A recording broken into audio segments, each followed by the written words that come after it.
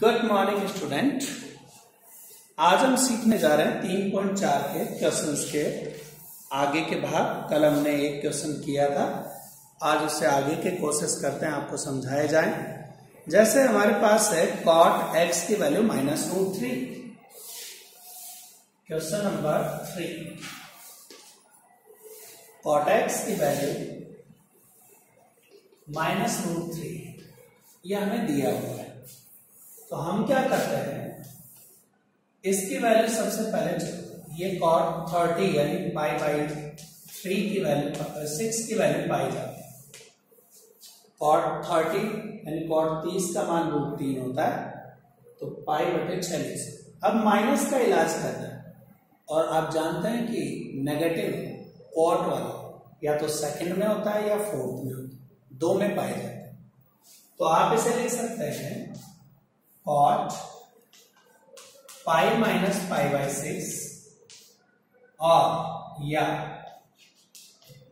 cot 2π-π/6। आप जानते हैं cot 180 minus theta minus cot theta होता है, और cot 360 माइनस थीटा भी माइनस cot थीटा होता है। यानी हम इसको दो तरीके से इस तरह से बदल सकते हैं। तो अब सबसे पहले हम निकालना चाहते हैं इसके PS प्रिंसिपल वैल्यू यानी मुख्य मान, और मुख्य मान निकालने के लिए इसका लघुत्तम ले लें पहले। तो ये बना cot 6π में से पाई गया तो 5π/6, या इसको लिखा जा सकता है cot 12 में से 1 चला गया तो 11/6π। और अब दोनों तरफ से cot हटा दें तो मुख्य मान आ जाएंगे। मुख्य मान x बराबर हो गए 5π/6 या फिर 11π/6। मुख्य मान हमेशा 0 से 2π के बीच लेने होते हैं, इनके बीच में लेना है। तो इन्हीं के आधार पर अपने को यह समझाना होता है कि ये क्या चीज है, मुख्य मान इन्हीं के बीच चलेगी। तो ये PS है, अपने प्रिंसिपल वैल्यू आ गई 5π/6 और 11π/6। अब इसी का जर्नल सॉल्यूशन भी चाहिए। व्यापक हल, तो व्यापक हल निकालने के लिए हम क्या करते हैं, जर्नल सॉल्यूशन यानी व्यापक GS। tan और cot वाले सेम होते हैं, आप जानते हैं, तो अपन उसके लिए लिखते हैं x = nπ plus alpha. Alpha की वैल्यू 5π/6 डाल दीजिए। अब आप कहेंगे सर 11π/6 क्यों नहीं, तो जैसे ही n की वैल्यू आप यहाँ 1 पुट करेंगे तो 6 + 5 11π/6 तो उसमें अपने आप शामिल है। जहां n किससे बिलोंग करता है, इंटीजर पूर्णांक संख्याएं, प्लस की भी हो सकती हैं और माइनस की भी हो सकती है। ये इसका व्यापक है। तो इस तरह से अपन किसी भी फलन का, फंक्शन का PS यानी मुख्य मान और GS यानी व्यापक हल दोनों पता लगा सकते हैं। उम्मीद है आपको ये चीज समझ में आई होगी। ठीक,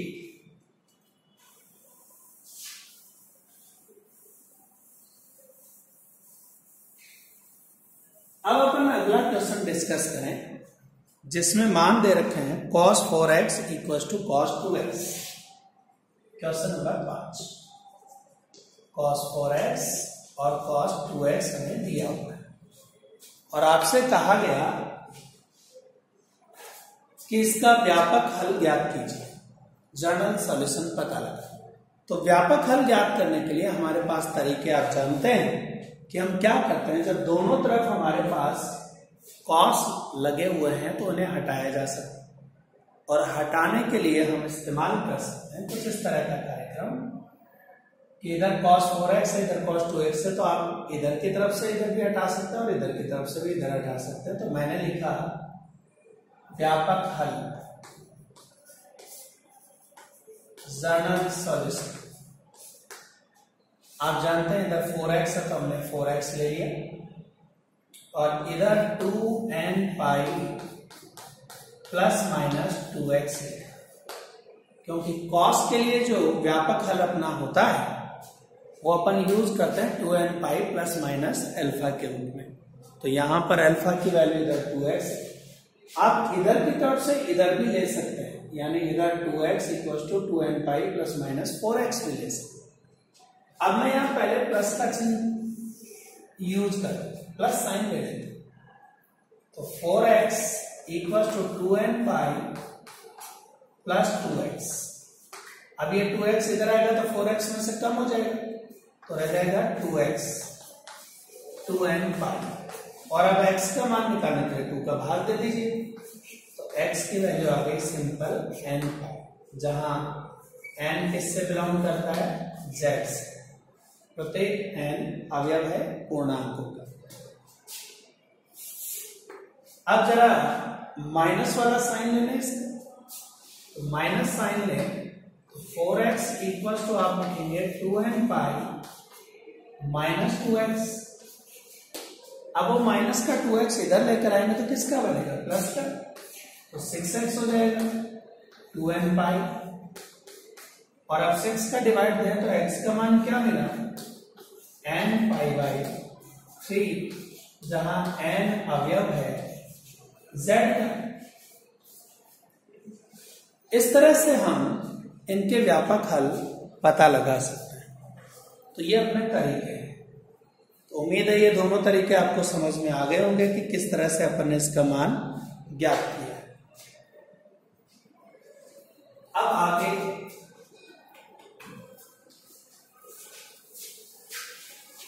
अगला अपना है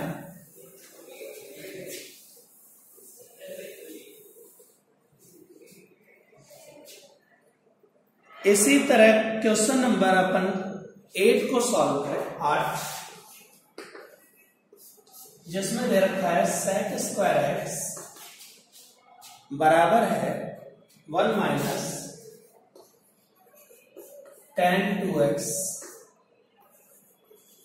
तो मैं क्या करता हूं, फिर इधर tan है तो इधर भी tan में ही बदल लेता हूं। और tan में बदलने के लिए कक्षा 10 के सर्व समीकरण 2, जिसके अंतर्गत अपन क्या लिखते हैं इसे, 1 प्लस tan स्क्वायर 2x और इधर भी 1 माइनस tan 2x।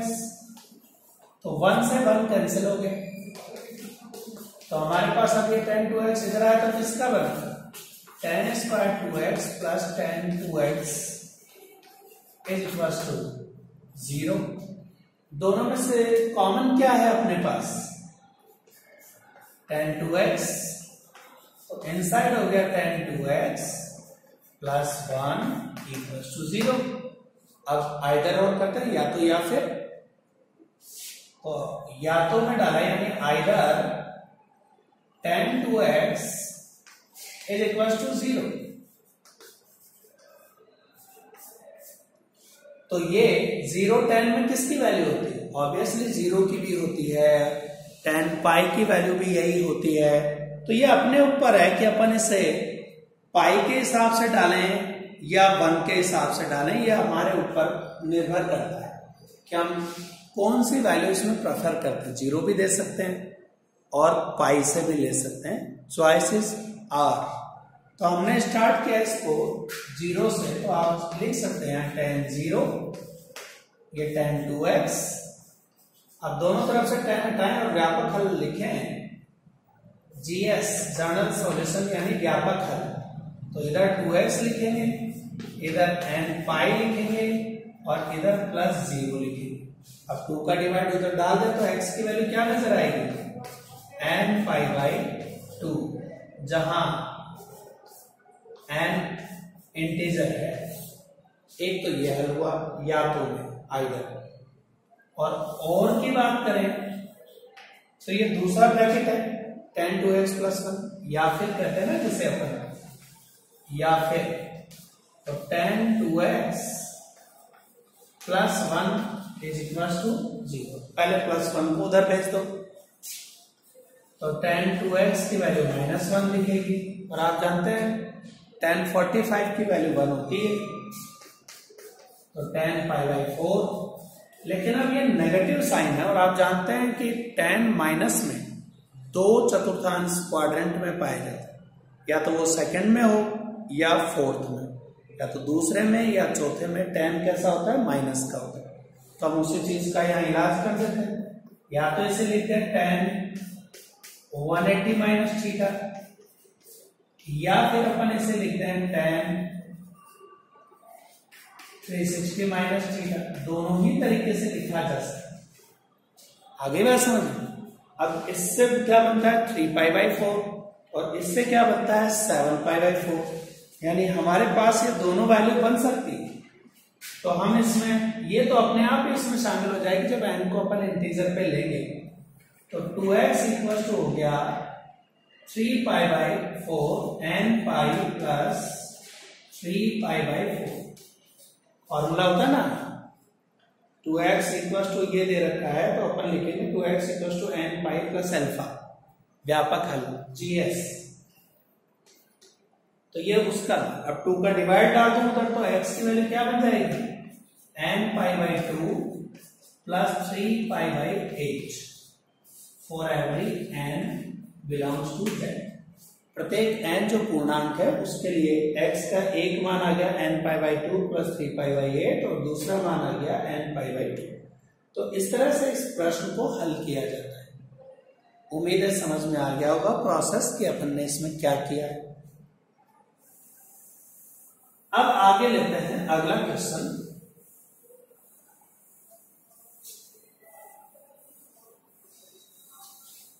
हमने चुना इसी का प्रश्न नंबर 9, जिसमें वैल्यूज हैं sin x plus sin 3x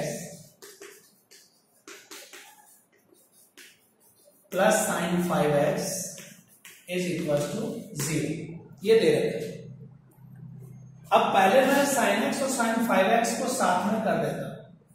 sin 5x plus sin x को एक साथ में किया और sin 3x को अलग रखा। यहां पर हम देख रहे हैं sin c plus sin d की आइडेंटिटी है, और sin c plus sin d मतलब 2 sin c plus d upon 2 cos c minus d upon d plus sin 3x equal to 0, ये पहले से। तो ये चीज बन गई अपने 2 sin 3x, 6x में 2 का डिवाइड दिया 3x, और ये बन गया cos 2x plus sin 3x। अब आप देख रहे हैं दोनों जगह से sin 3x को कॉमन निकाला जा सकता है, तो ले लेते हैं अपन इसे कॉमन। तो sin 3x अपन ने कॉमन लिया, दूसरे ब्रैकेट में रह गया 2 cos 2x प्लस 1। अब वही जैसे अभी किया था आइदर और, यानी या तो या फिर। तो या तो में डाला sin 3x इक्वल्स टू 0। तो आप जानते हैं sin 0 की वैल्यू 0 होती, तो अपन यहां लिख सकते हैं sin 0।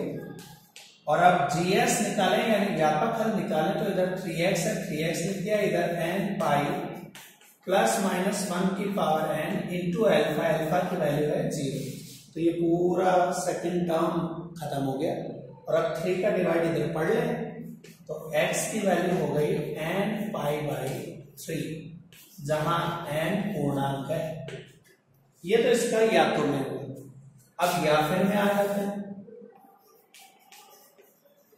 यानी और। तो ये जो दूसरा ब्रैकेट है इसको 0 के इक्वल लिखते हैं, यानी 2 cos 2x plus 1 equal to 0। अब प्लस 1 उधर जाएगा, 2 का डिवाइड लग जाएगा, तो cos 2x का मान क्या नजर आएगा -1/2। और cos में 1/2 जो वैल्यू होती है वो 60 यानी π/3 की होती है। अब माइनस का इलाज करना है, और आप जानते हैं cos माइनस जो होता है वो या तो सेकंड क्वाड्रेंट में या थर्ड में, क्योंकि फर्स्ट और फोर्थ में तो cos पॉजिटिव पाया जाता है, सेकंड और थर्ड में ये नेगेटिव पाया जाता है। तो अपन इसको चेंज करेंगे, cos 2x इक्वल टू, या तो लिखें cos पाई माइनस π/3, या फिर अपन लिखें cos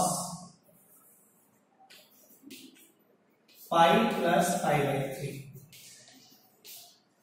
इस तरह से करें तो अब ये जो चीज बनी cos 2x ये बन गया cos 2π/3 या फिर लिखो cos 4π/3। तो अब व्यापक हल लेते हैं GS जनरल सॉल्यूशन।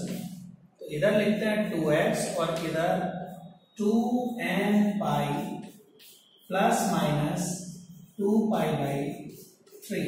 वो तो अपने आप उसमें आ जाएगा। अब 2 का डिवाइड डाल दो तो x की वैल्यू लें तो nπ प्लस माइनस π/3, जहां n किससे बिलोंग करता है, z से। तो इस तरह से अपन ये इसके हल प्राप्त कर सकते हैं। उम्मीद है आपको ये जो तरीके मैंने सिखाए हैं ये समझ में आए होंगे कि अपन किस तरह से इनका इस्तेमाल करते हैं। बाकी के जो इसके क्वेश्चंस जितने और आपको दिखाई दे रहे हैं, चाहे वो sin x plus cos x type का हो या कोई सा और हो, वो भी इन्हीं चीजों को फॉलो करते हैं। तो ये अपना 3.4 में मुख्य मान और व्यापक हल ज्ञात करने के तरीके होते हैं। उम्मीद है आपको समझ में आए होंगे। बाकी करके देखिए। Thank you.